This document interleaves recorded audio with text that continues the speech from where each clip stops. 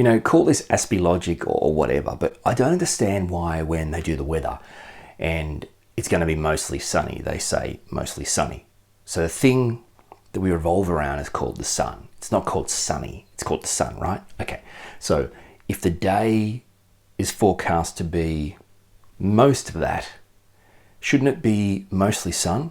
We're going to get the sun, but most of the time, right? So for most of the time, you're going to get some nice bright sun. So that's mostly sun. The forecast is mostly sun. The forecast isn't mostly sunny. Who's sunny? Who's sunny? It's called the sun. It's mostly sun. I'm sure they'll change that. Hey, I'm Orion Kelly and I'm autistic, and welcome to my channel. And now, here's your neurologically different host, Orion Kelly. Seriously, can't thank you enough for tuning in and watching my videos. If you wouldn't mind, I know you might have to log in and all that kind of stuff. Come on, it's not that hard. Seriously, even if you have to create an account, log in. I would absolutely love to hear from you. I'd absolutely love for you to subscribe to my Orion Kelly channel. So please subscribe to this channel. And when you watch a video, I'd love you to give it a thumbs up or a thumbs down, whatever. I'm not telling you what to do. I just would love your feedback and your subscription to my channel. So please hit that subscribe button. Yeah, I feel like I'm being, please, I beg you. Other ways to say hey, please like the Orion Kelly page on Facebook, hit me up on Instagram, Twitter, TikTok, and you can go to my website, orionkelly.com.au, send me a message. Love to hear from you. You know, it's always great to hear from people. I love to hear from you guys, whether you follow me on Facebook or you watch my videos or whatever. It's great to hear from you. And once again, I've got more questions from you guys. It's time to ask the autistic guy. Hey, if you've got a question you want to ask me about my autistic journey, any kind of question about autism for me, or maybe you just want some life advice with a completely different perspective, an autism perspective on your just standard life advice, hey, I am here to help and I am unqualified. So please, find me on Facebook, like the Orion Kelly page on Facebook. You can go to my website, email me directly, orionkelly.com.au, or whatever way you want to get in touch with me. Please do that and give me your question. I would love to read your question out on another episode. Meantime, it's time to talk to Belinda. Hey, Belinda. Well, technically, I'm not going to talk to you because, I mean, I can talk to you, but you really can't talk to me. You know, and who even knows if you're watching this video? But anyway, Belinda, thank you so much for hitting me up. Thank you for your question. So Belinda wants to know, do all autistic people have the same challenges and support needs? Good question, Belinda. There's a whole heap of myths wrapped up in this question. So let's start at the start. Okay, so you've heard of the autism spectrum, right? Now, I'm autistic. I'm also classed as or identify as an ASPI, so Asperger's syndrome, autistic. There's the autism spectrum. And when people say spectrum, people sometimes they do this, like a line, like linear. But really, it's a spectrum. It's, you know, the rainbow wheel of colors. That's more what it is. Just look at it like this big spectrum of all the infinite colors, okay? And if you're autistic, you could be anywhere. So whether you have a rating or you don't, or whatever, a syndrome or whatever, it's irrelevant. If you are diagnosed as autistic, like I was, then you're on the spectrum. And challenges, support needs, strengths, all that kind of stuff are absolutely and completely individual, okay? So everyone on the spectrum has individual strengths and challenges.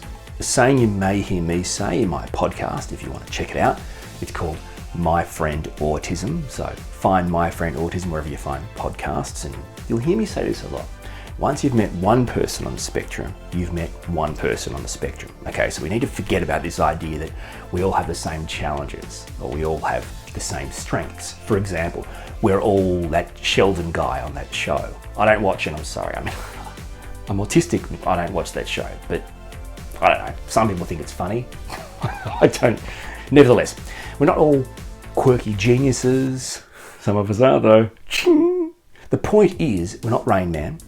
We're not quirky geniuses. We're not any other in-between character you can think of or generalize, okay? We're all extremely different. Everyone on the spectrum is different. Everyone has individual challenges. Everyone has individual support needs, and everyone has individual strengths, okay? Look at me. I'm some dude. I'm communicating to you. I'm making videos. I do it all myself. So you would say, well, he can't be autistic, or, if he's autistic, well, he can't be that autistic. Well, there is no such thing as light autism or high functioning or low functioning. That's all crap or utter rubbish. I am as autistic as the next guy or girl, but there's always going to be a difference, okay? And that's what makes me an individual. So my challenges and my support needs are different to anyone else, whether they are non-verbal or they are a genius or whatever. And that's what I really want to get across with this answer. We do not have the same challenges, we do not have the same support needs, but we all require support for our challenges. Because for me, someone who's classed as ASD1, really the support infrastructure in place for autistic people doesn't really service me adequately or sufficiently or at all. I fall through the cracks. I'm kind of like, no, you don't really need our help. Yeah, sure, you got it, but you don't really need our help, and that's rubbish. Really quick, the challenges that I have are sensory challenges, sensory overload, and I've talked about that in previous videos, smells, sounds, tastes, textures. In addition to that, I have what they would call some comorbidities. So I'm autistic, I have autism, but I also have a couple of types of anxiety, which really intertwine into my autistic diagnosis. So I have generalized anxiety disorder, and I have social anxiety disorder. So basically, I have high-end anxiety with regards to interaction socially. But you know what? It's kind of no duh, because for me personally, being autistic, interacting with people, socializing with people, there's something inside me that just doesn't want to be a part of it. And I know that sounds strange given my kind of background in what I've done professionally, but the fact of the matter is, I'm all about this. But if you or a few other people were to meet me in a room, I will not come across like this, at least until I've reached a level of comfort. That's been my story my whole life. And with general anxiety disorder, well, what that basically means is I have a medical or a clinical level of anxiety that a regular person doesn't experience all the time. But general means literally from waking up to going to sleep or trying to go to sleep. I just have anxiety. Really, there's nothing that I don't get anxious about. And that's a horrible way to live. My amygdala goes off really with anything. I'm not kidding. Sending an email, what are they going to say? How's it going to be? Texts, phone calls, answering the door, life in general. And it is utterly tiring. I don't know really how I'm still alive. To be honest with you, I don't actually know how I'm still here. With the level of anxiety and also the challenges of being autistic, I don't know how I'm still here. What I can tell you is I've recently started on some medication for anxiety specifically, and it really helps. I'm absolutely not as anxious as I used to be. It doesn't take away the social anxiety disorder stuff as much, but you know what? That's because I'm autistic, and that's just not my realm. Medication works, it's fantastic. The only thing I'd say that I hate about it is when you take it, it can make you really drowsy. I find it can make you quite drowsy for a couple of hours, and in general, you can feel more tired than you usually do. The drowsiness is a killer. What I mean is you wake up, you take some tablets, and then for a couple of hours, you literally feel like you're gonna fall asleep.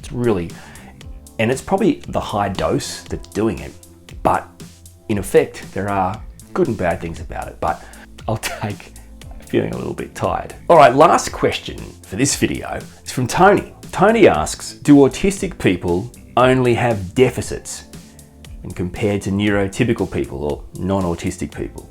Tony, you have opened up a can of worms, my friend. Now, this is where I'm going to start ranting and info dumping. This is a very common thing for me, specifically being an Aspie, being autistic. I info dump, which means I can't stop talking, and I talk really fast because my brain is going so fast and I can't keep up, but I don't want to miss out on what it's thinking and saying. I want you to hear what I'm thinking, but I can't keep up. So I just keep spitting it out and dumping it, okay? And that's because I'm passionate, and ranting is pretty much the same thing. If I'm really passionate about something, it's hard to shut up. Again, that's an autistic thing. I never know when I should stop talking. I never know when people are not interested anymore. That's why my videos go too long. Zing. Traditionally, the medical profession looked at autism or disabilities in general as a deficit-based model. Okay, so a medical deficit model. And what that means is, I'll give you an example. Okay, so let's say I'm in a wheelchair because my legs don't work. Okay, so the deficit model would look at me as in the world around me, it isn't doing anything wrong. My legs are the problem. My legs don't work, that's my deficit, and as a result, I've got a disability. Okay, I've got a disability because my legs don't work. Right, okay, deficit model.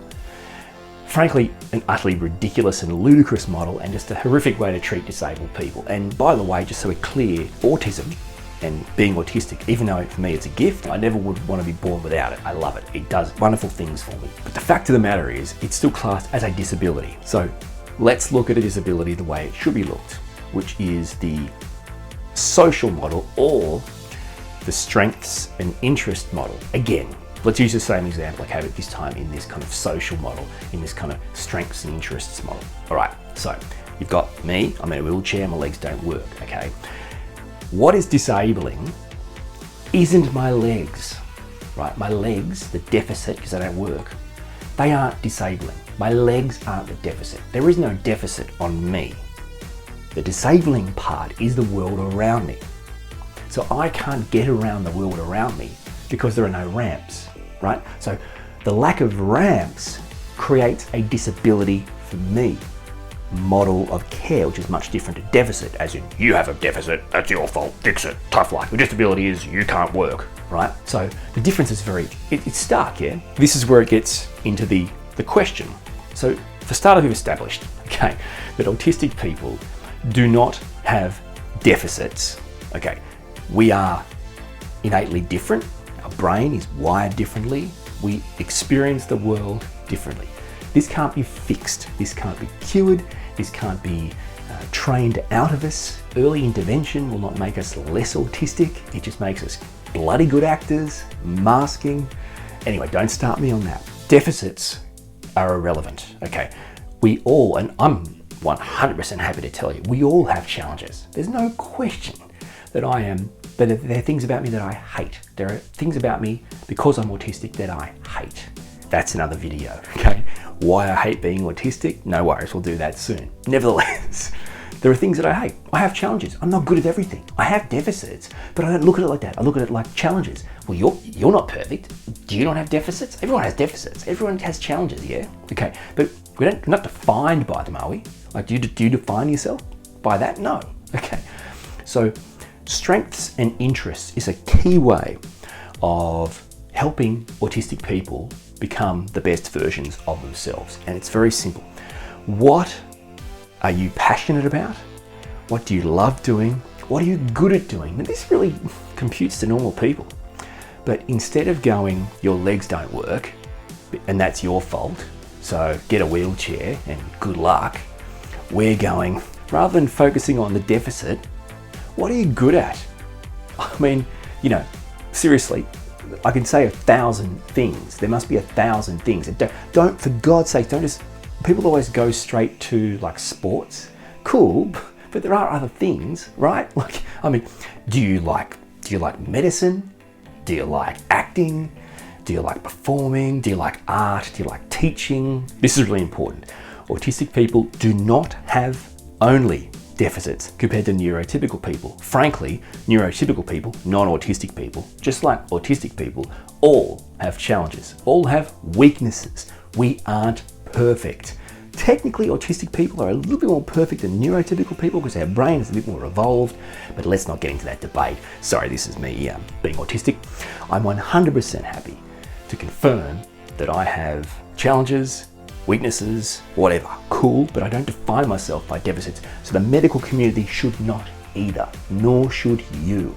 We are defined by our strengths, by our interests. My strengths, communicating, performing, entertaining, arguable. My interests, podcast, radio, video, multimedia. With nothing more, seriously, than a smartphone and, a bit of personality, you can literally engage the entire world. Like, this is the time to be alive, guys. Do not let people talk you out of that. I want people to understand that we are focusing on our strengths and on our interests. We are absolutely not a lower class than neurotypical people. That's ridiculous. We're all the same. We're all people, and we all have weaknesses and strengths. We all have challenges. We all have interests. And that's how we should view ourselves. It's not bad enough that autistic people have to live in a world built for neurotypical people. But then when you start saying, oh, we need a bit more help and support, and oh, how good for you, mate, good for you, good for me, good for you, champ. So thanks for your question, and would you connect with me? Go to my website, orionkelly.com.au, find my Orion Kelly page on Facebook, or get in touch some way, and I'd love to answer your question next. Please hit me up and subscribe to the channel, rate it and share it. I am doing my best to make the world a better place for autistic people, and I'll talk to you next time.